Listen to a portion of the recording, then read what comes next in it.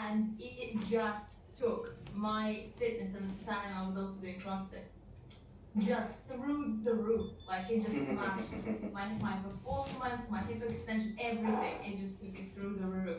So that just that stands it out. It stayed with me. It's squeezing because I love it.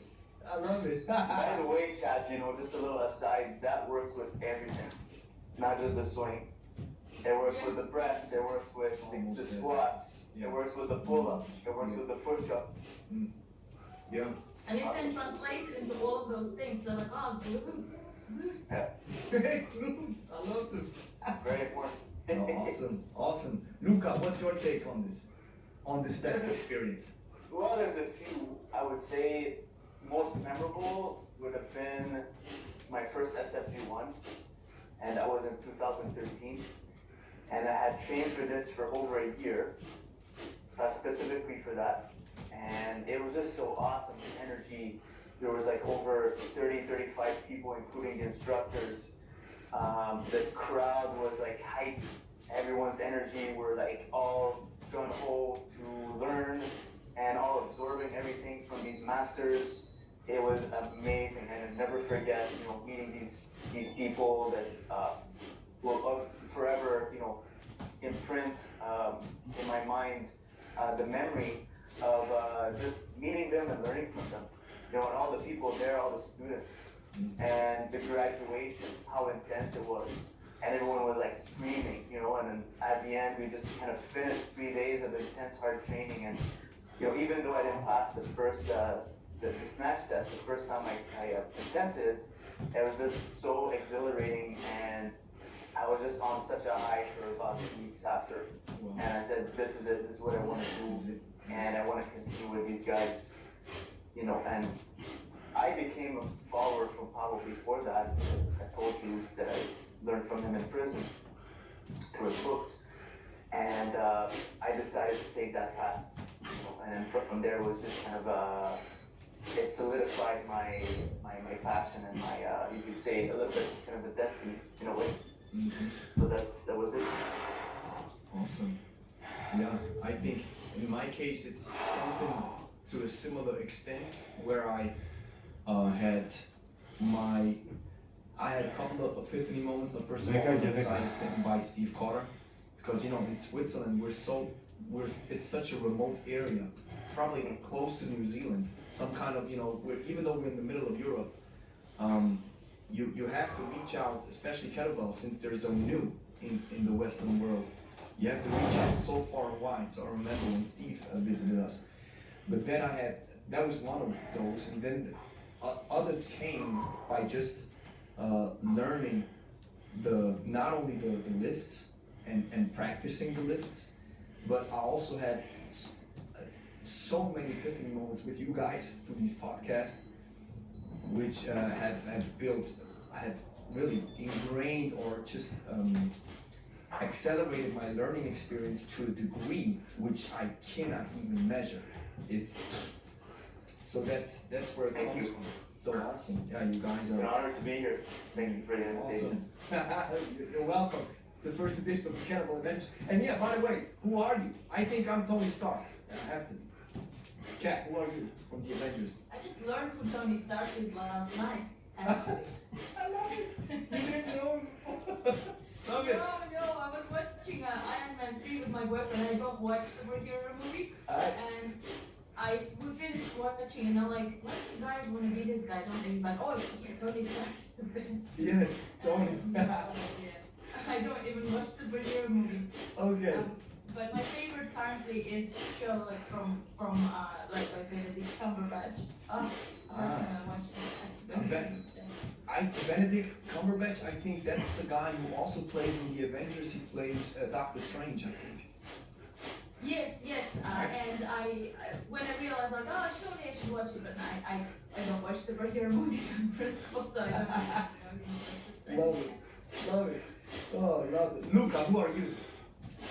I was really into Marvel when I was a kid, and I remember Wolverine had joined the Avengers at some point, and there was so much happening in the Marvel comics, but I'm Wolverine. Wow, that fits perfectly. Logan. Yeah. Oh, yeah. Your son. Your son's name. Oh, got it.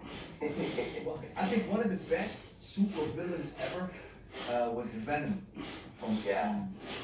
So Venom is Chad, you gotta.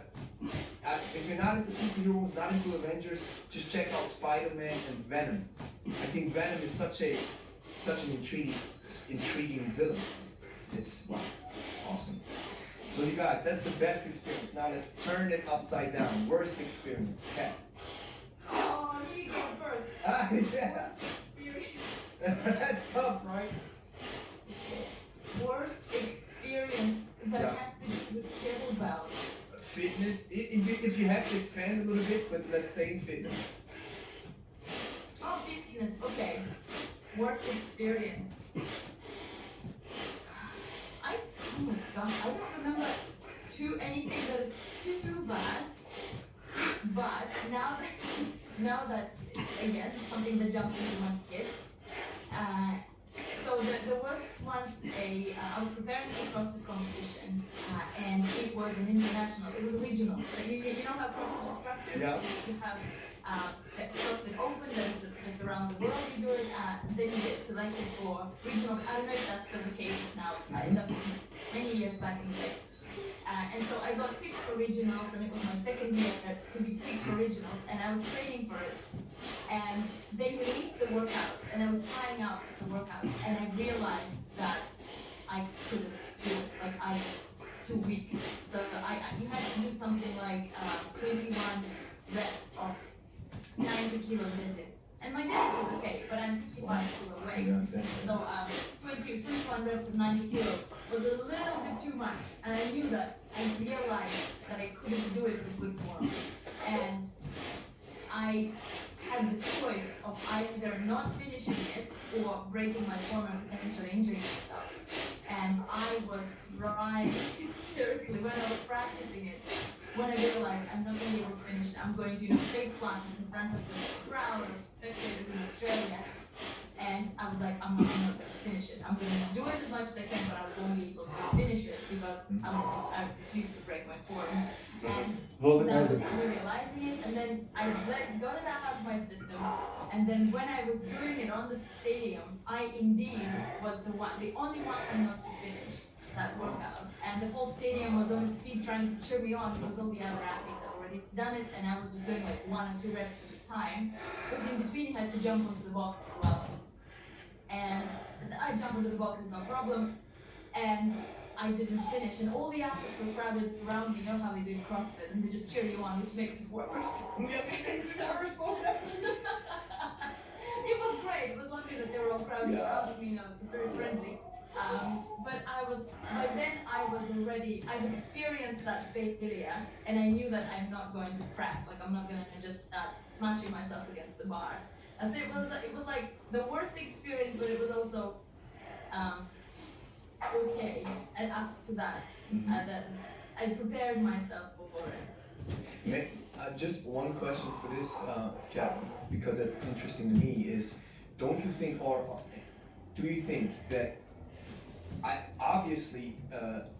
think we all agree on, yes, not trying to finish it because it breaks your form and potentially injures you was the right choice, right?